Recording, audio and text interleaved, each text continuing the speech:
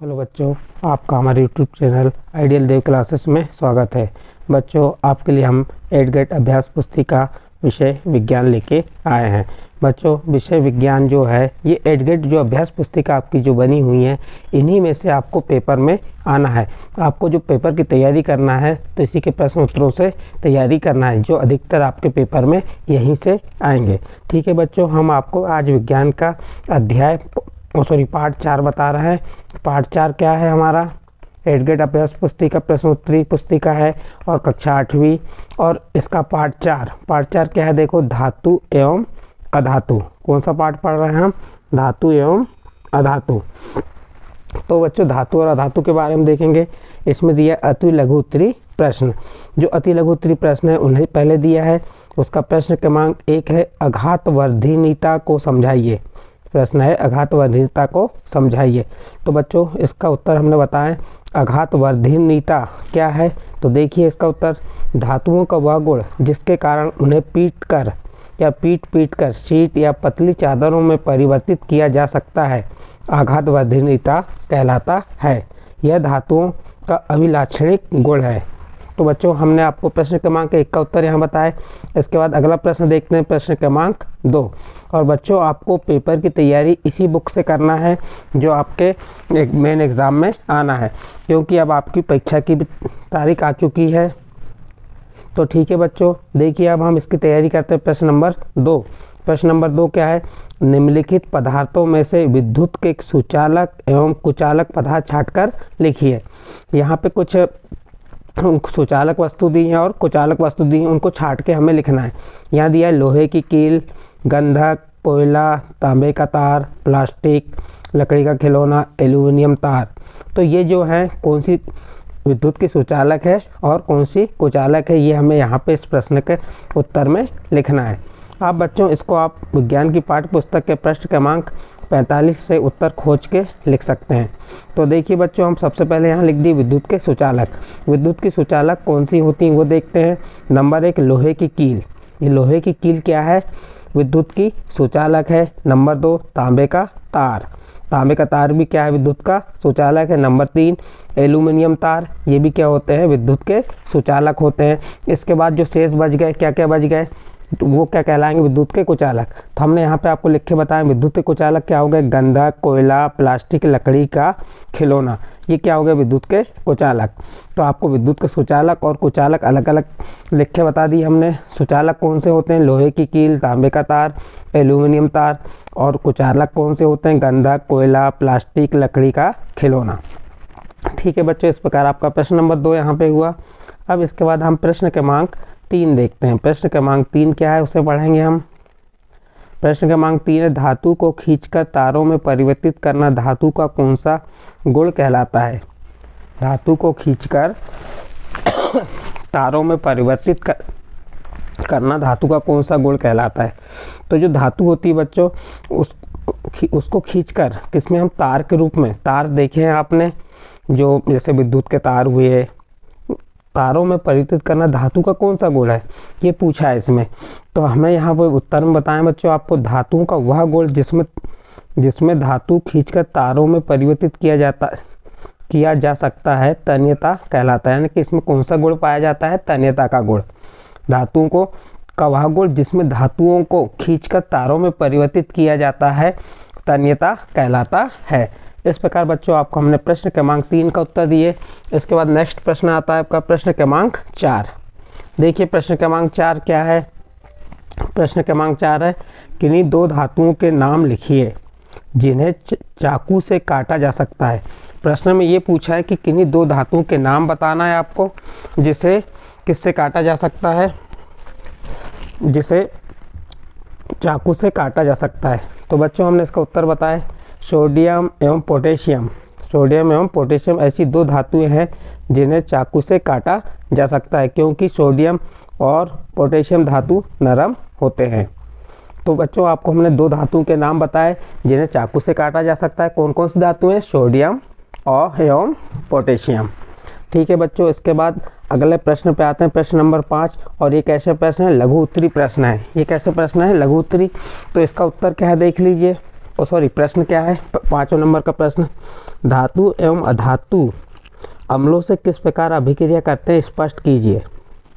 धातु एवं अधातु अम्लों से किस प्रकार अभिक्रिया करते हैं, स्पष्ट कीजिए। इसको उत्तर देखिए, अधातु सामान्यतः अम्लों से अभिक्रिया नहीं करते, अधातु सामान्यतः अम्लों से अभिक्रिया नहीं करते, परंतु धातु अम्लों से अभिक्रिया करते हैं और हाइड्रोजन गैस उत्पन्न करते हैं जो पॉप ध्वनि के साथ जलती है।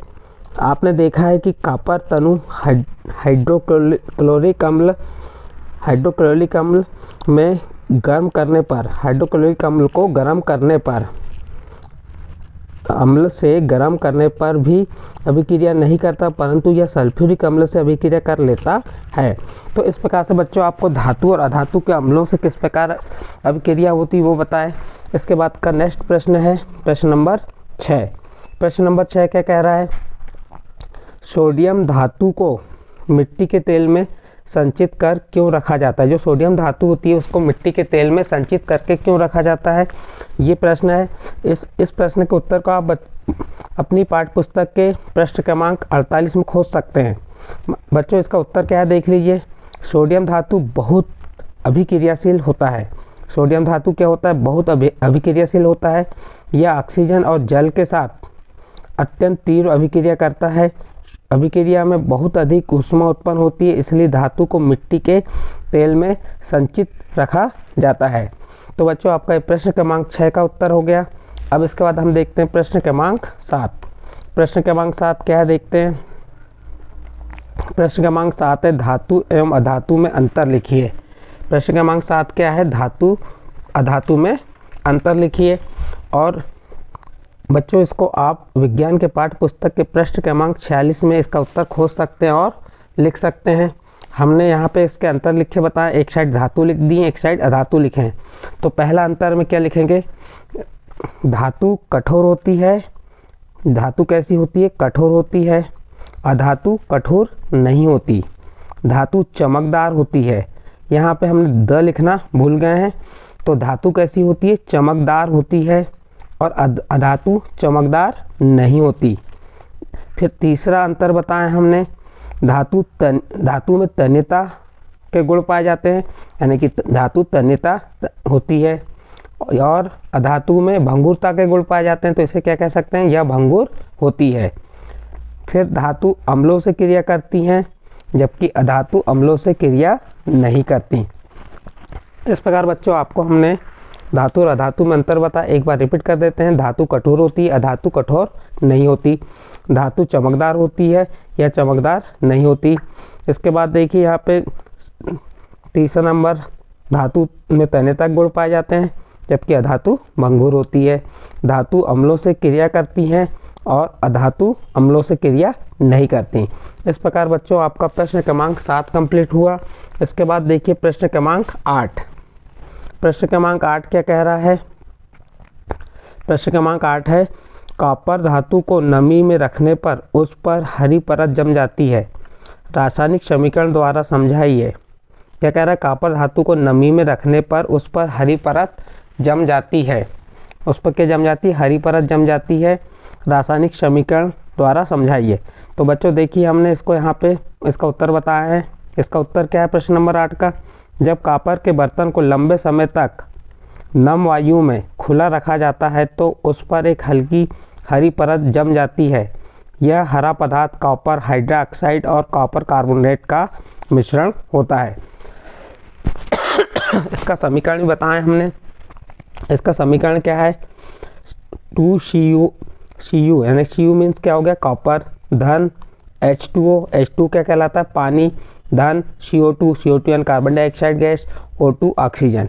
इनको क्या किए, इनसे क्रिया कराए और हमें क्या प्राप्त हुआ, कॉपर हाइड्रोक्साइड। कॉपर हाइड्रोक्साइड को संकेत क्या है, CuOH होल ट्वाइस, यानी कि CuOH whole twice plus CuSO3।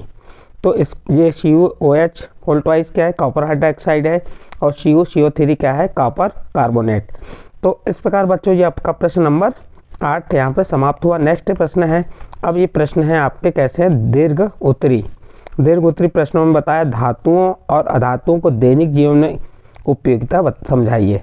धातुओं और अधातुओं के दैनिक जीवन, जो हमारे दैनिक जीवन है, प्रतिदिन का जो जीवन है, इसमें धातु और अधातु का क्या उपयोग है, हमें ये बताना है। तो बच्चों आप बता सकते हैं, एक साइड इस प्रकार सारणी बना के एक साइड धातुओं का उपयोग बता देंगे, एक साइड अधातुओं का उपयोग।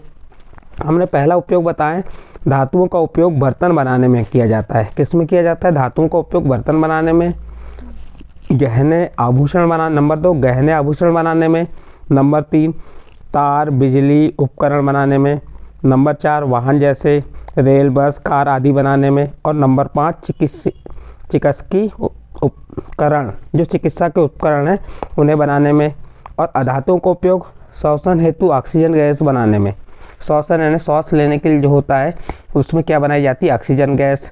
उर्वरक बनाने में अधातुओं का उपयोग किया जाता है। जल शुद्धिकरण में अधातुओं का उपयोग किया जाता है।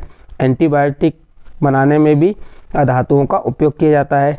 और 5वां पॉइंट है, नाइट्रोजन ऑक्सीजन सिलेंडर में अधातुओं का उपयोग किया जाता है।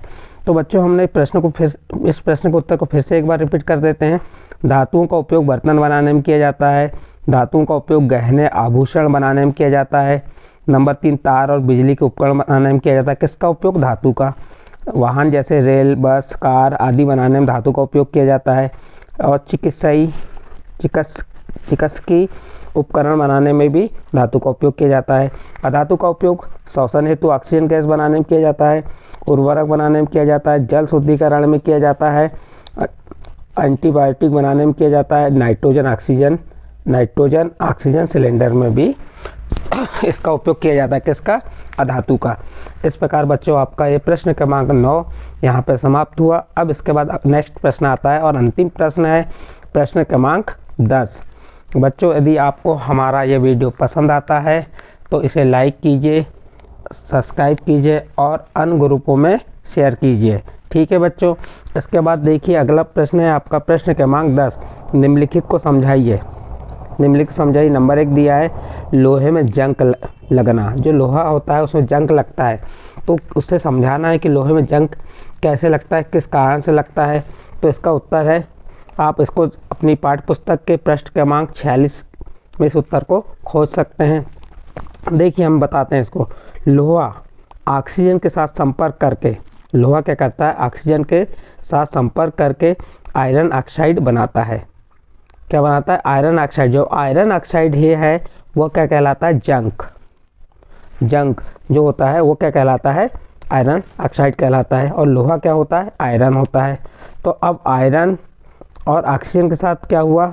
संपर्क करके आयरन ऑक्साइड बनाता है। तो देखिए इसका समीकरण बताया हमने, 4Fe। Fe किसका? लोहा यानी इसे आयरन भी कहते हैं।